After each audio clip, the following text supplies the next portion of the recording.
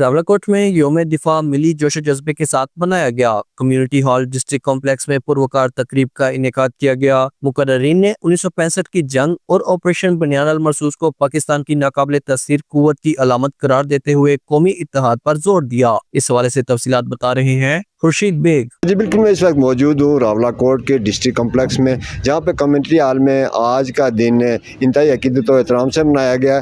آج کے دن پاک فوج کے ان شہداء کو خراج عقیدت پیش کیا ہے، ان غازیوں کو خراج تحسین پیش کیا گیا ہے۔ ہمارے ساتھ موجود ہے آج کی تقریب کے مہمان خصوصی صدر محفل اور طلباء و طالبات۔ ہم ان سے جاننا چاہیں گے وہ 6 ستمبر کے حوالے سے کیا کر رہے ہیں۔ جی، ہم ایک نئے عزم کے ساتھ اس سال اس لیے منا رہے ہیں کہ 2025 میں آپریشن بنیاد المرصوص کی کامیابی کے بعد دنیا نے پہلی دفعہ یہ ریکگنائز کیا ہے، انٹرنیشنل میڈیا نے، انٹرنیشنل لیڈران نے، کہ پاکستان ایک سی سپلائی ہوئی دیوار ہے، چاہے پاکستان کی افواج ہوں، پاکستان کے عوام ہوں، پاکستان کی سیاسی جماعتیں ہوں، پاکستان کے طالب علم ہوں، تو پاکستان کے لوگ ہوں، اور انہوں نے اپنے سے 7 گنا بڑی طاقت کو ناکوں چنے چبوائے ہیں۔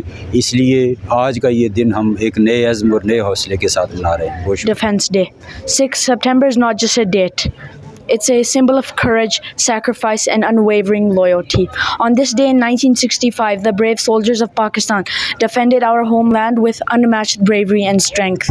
Whether it's 6 September 1965 or 6th May 2025, our Pakistan Army has always proven as a wall of steel in front of an enemy. 6 September is the day when we told our enemy that we are brave enough to defend ourselves. We told them that we are the eagles of the sky. ہم اپنا دفاع کرنا جانتے ہیں۔ ہم نے اپنے دشمن کو بنیاد مرصوص میں بھی دکھایا کہ ہم سیسا پلائی ہوئی دیوار ہیں، اور ہم نے 6 ستمبر کو بھی اپنے دشمن کو یہ پیغام دے دیا کہ اگر ہماری طرف حملہ کرو گے تو ہم جواب دینا جانتے ہیں۔ یہ شہداء کا دن تھا۔ شہداء میں پاکستان فوج کے جوان، افسر صاحبان، اور اب تو ہم نے اپنے پوتے بھی قربان کیے ننھے ارتضیٰ کی صورت میں۔ اس سے لیں شہداء میں پولیس کے سپاہی اور افسران شامل ہیں، شہداء میں ہماری سول سوسائٹی شامل ہے، جو ہماری دہشت گردی کی نظر ہوئی، یہ سب شامل ہیں۔